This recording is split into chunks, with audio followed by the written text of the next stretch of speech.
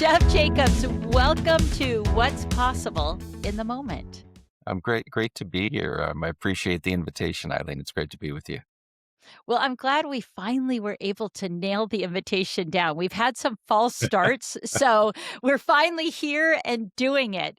So, for our audience, I had the pleasure of meeting Jeff a while back. He was working with an organization who Silicon Valley Change does some work with, and he hopped into some of the meetings we were on, and we just connected immediately.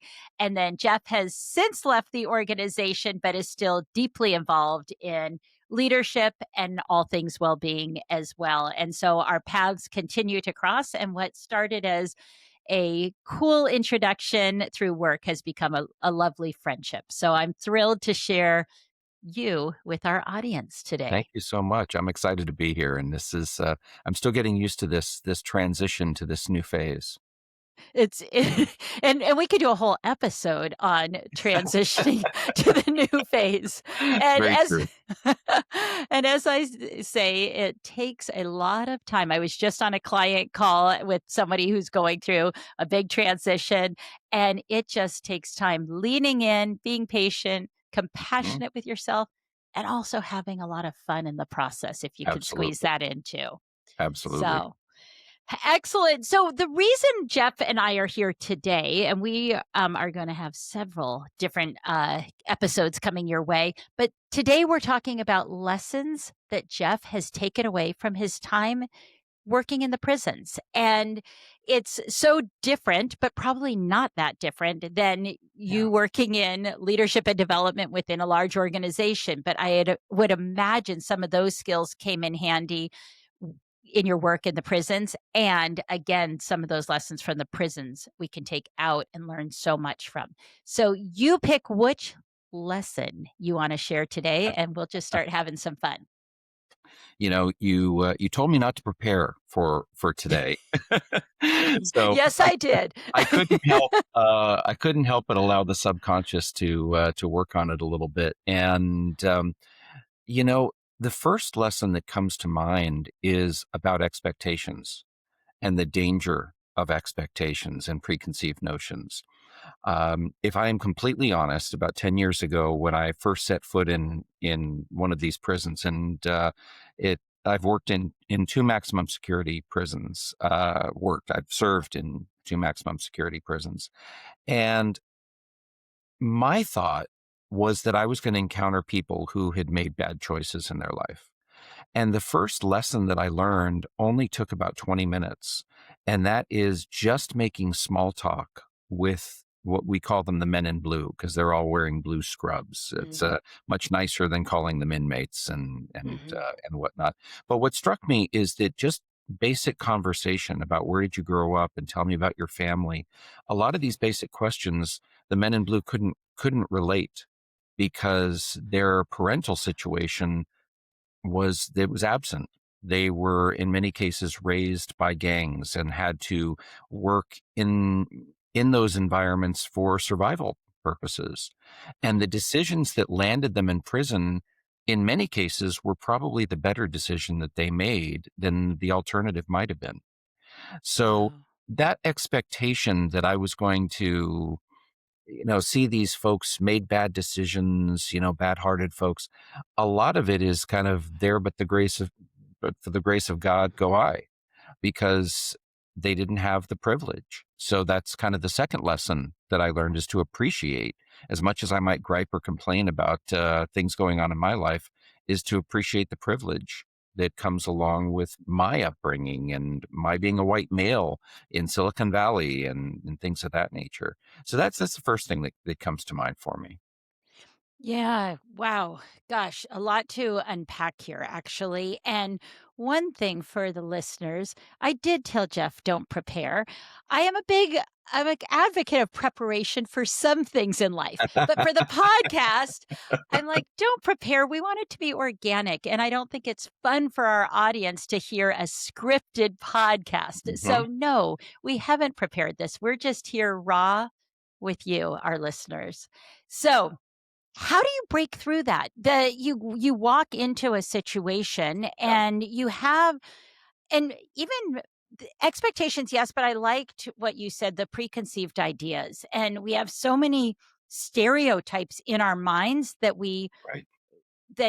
kind of prepare talk about preparation. They prepare us before we go into a situation, and Mhm. they could be so inaccurate, Mhm. or not necessarily inaccurate, but not fitting. And so you walk into this situation and all of a sudden you realize, wait a second, I had this in my head about these people who are dressed in blue.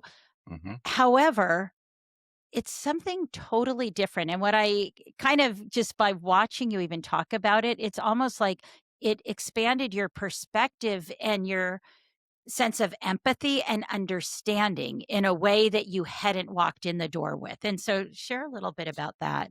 Yeah, it's an interesting observation because the first time I walked through, and there are 6 Sally Port doors, and what Sally Port refers to the fact that you walk through one door and the second door doesn't open until the first door closes. So you're in a series of 6, isolated places in order to get into the gymnasium. And we've chosen to work in the maximum security yard, Charlie Yard of this particular prison, because the feedback from the warden and from others is that these are the individuals that have the biggest impact on the rest of the prison. So if we can have an impact Ah, with these folks, then all the better. And what struck me is that many of these men haven't had a visitor in 10 years, haven't received a piece of oh, mail in years as well. So just the very fact that we walk through the gates and spend time with them gives us an air of credibility. Things like mm, we put on retreats, 3.5 day retreats, and then we have visits beyond that. We share meals with them, and they get excited that sometimes we bring food in. But what's amazing to me, Eileen, is that they're more excited when we share the food that they eat, when they get their interesting. rations, or when we eat the horrible food that they have Yeah, there. And it's an air of, it's it's credibility. It's like we don't want to be better than. yeah. And one of the gentlemen said to me, the reason we like it when you all come is you don't preach to us, you listen to us. Mm, So that's really a big lesson that I've taken away that connects with my facilitation work, that I find the value that I add is not about all of these tools and resources. Yes, I have a toolkit. Yes, I offer some suggestions and some things to consider in my work. But I think the bigger value I add are the questions that I ask. So giving these gentlemen the opportunity to share, and I'm fascinated by the life they lead. So I have plenty of questions, and they mhm. they love to, share their experiences with me. Yeah. Yeah. Gosh, a lot here. And obviously, what we do with these minis is we bring it back to what a leader can take away Hmm. and bring into their organization. And there's some things that I'm taking away right now as I hear you speak. One key thing is you are showing up totally present without letting go of your ego at the door, letting go of your preconceived ideas, and just being present, allowing the individual to feel seen, to know they're important, to know they are valued by you, Hmm. and that you care and want to hear what they have to say. Yeah. Absolutely. And when I have these experiences, I'm frequently motivated to write about them. And one of the first things that I wrote about was the concept of establishing psychological safety. These men that have to protect themselves physically, mentally, emotionally, we're there 3 days, 3.5 days, and yet we break down walls, and there are tears, and there are people who are arch enemies out on the yard, but who give each other hugs when they're in the gym with us through Mm, the, interactions that we have. Forgiveness exercises where we don't ask people what they're in for, but sometimes they volunteer it, and it's heartbreaking. It is just heartbreaking, some of the situations and how they want to come to grips with this. But yes, asking questions, listening, being present, we're investing in them and that makes them feel safe and trusting. And these are all things that translate to the work world, no question. Yeah. So if you were to give one nugget as we round out this mini, they go by quickly, these minis. One nugget that a leader can take away as a result of this vignette, what would you suggest? I would say that it's to ask questions. It's to ask questions. It's to show an interest in the other. And that's not only going to cause unexpected learning, but it's going to build trust and it's going to show someone else that you respect and value what they have to say. Boom. Jeff, thank you so much for sharing those words of wisdom that you have gained from the prison that we can apply in our day to day lives as well as in our organizations as leaders. I look forward to our next words of wisdom from Jeff Jacobs.